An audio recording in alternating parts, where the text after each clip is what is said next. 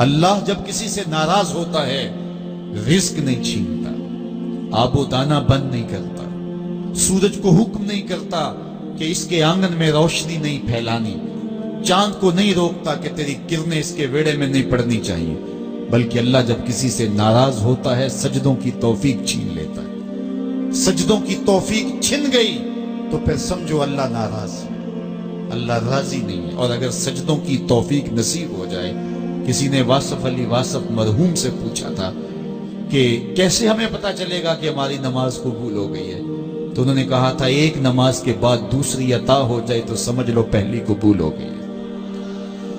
تو نمازوں کا نصیب ہونا یہ اللہ کی رضا اور اللہ کی خوشنودی کی دلیل ہے، اور سجدوں کی توفیق کا چھن جانا یہ اللہ کی ناراضگی کی دلیل ہے۔ میں اور آپ دیکھیں کہ ہم کہاں کھڑے۔ دیکھیے دولت تو کفار کو بھی ملتی ہے، اللہ دولت اسے بھی دیتا ہے جس سے راضی ہے، اسے بھی دیتا ہے جس سے نہیں راضی، لیکن سجدوں کی توفیق اسے ہی دیتا ہے جس پہ وہ راضی ہے۔ تو 5 گانا نماز شعار زندگی بنا لیجئے، نماز قضا نہ ہونے پائے۔ قیامت کے دن بے نمازی اس صف میں کھڑا ہوگا جس صف میں نمرود کھڑا ہوگا، جس صف میں حامان کھڑا ہوگا، قارون کھڑا ہوگا، شداد کھڑا ہوگا۔ مجھے بتائیے ہم میں سے کوئی یہ گوارہ کرتا ہے ہم اس صف میں کھڑے کر دیے جائیں جہاں دشمنان خدا کھڑے ہوں؟ آج کوئی نماز پڑھے یا نہ پڑھے، حشر کے دن حکم ہوگا کہ اللہ کے حضور سجدہ کرو، ہر کوئی سجدہ کرنا چاہے گا، جو نہیں پڑھتا وہ بھی کرنا چاہے گا، لیکن بے نمازی کی کمر اکڑ جائے گی، وہ آرزو رکھنے کے باوجود سجدہ نہیں کر پائے گا۔ قرآن بتاتا ہے کچھ لوگ جہنم کو دھکیلے جا رہے ہوں گے، انہیں کچھ لوگ پوچھیں گے ما سلککم فی سقر، تم جہنم کو کیوں جا رہے ہو، کیا ہوا تمہیں؟ تو وہ جواب میں کیا کہیں گے؟ لم نکو من المصلین، ہم نماز نہیں پڑھا کرتے تھے۔ سب سے پہلا حساب قیامت کے دن جو بندے سے لیا جائے گا وہ نماز کا لیا جائے گا۔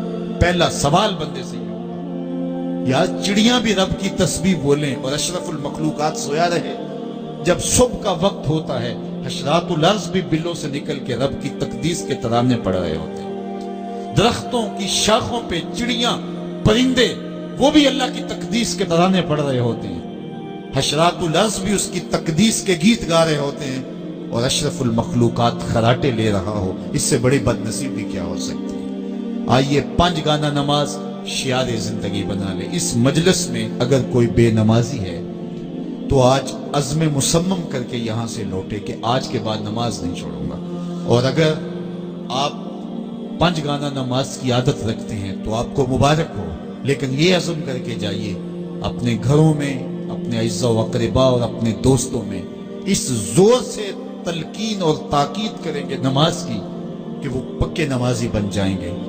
بندہ بندگی سے سجتا ہے، زندگی آمد برائے بندگی، زندگی بے بندگی شرمندگی۔ اگر زندگی میں بندگی نہیں تو زندگی کے پلے ہے کیا؟ علماء نے لکھا ہے کہ یہ سارے درخت حالت قیام میں ہیں، چوپائے حالت رکوع میں ہیں، مینڈک تشہد میں ہیں، اور حشرات الارض سجدے میں ہیں، اور انسان اشرف المخلوقات ہے۔ اس کی عبادت میں درختوں کا قیام بھی رکھا گیا، اور رکوع بھی رکھے گئے، اور سجدے بھی رکھے گئے، اور قعدے بھی رکھے گئے، اس لیے تاکہ اس کی عبادت تمام مخلوقات کی عبادات کی جامع بن جائے۔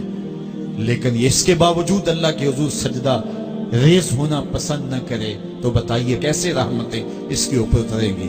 خوش نصیب تو وہ ہیں جو 5 گانا نماز ادا کرنے کے بعد تہجد بھی قضا نہیں ہونے دیتے، سجدوں سے اللہ کے حضور حاضری پیش کرتے ہیں۔ سب سے زیادہ بندہ اللہ کے اس وقت قریب ہوتا ہے جب سجدے میں سر رکھا ہوا ہوتا ہے۔ انسان کے اشرف اعضاء اس کے سر میں ہیں، بولنے کی قوت زبان سر میں، دیکھنے کی قوت آنکھیں سر میں، سونگنے کی قوت ناک سر میں، چکھنے کی قوت زبان سر میں، سننے کی قوت کان سر میں، سوچنے کی قوت دماغ سر میں، اور سر مالک کے در پہ۔ ناک بھی رگڑ رہا ہے، پیشانی بھی رگڑ رہا ہے، اور زبان سے کیا کہہ رہا ہے؟ سبحان ربی الاعلی، مالک مجھ سے نیچے کوئی نہیں، تیرے سے بالا کوئی نہیں۔ انسان کو بندگی کا ذوق جب نصیب ہو جاتا ہے، جب اس کے حضور بندہ جھکنے لگ جاتا ہے تو پھر وہ کسی کے آگے نہیں جھکتا۔ وہ ایک سجدہ جسے تو گراں سمجھتا ہے، 1000 سجدہ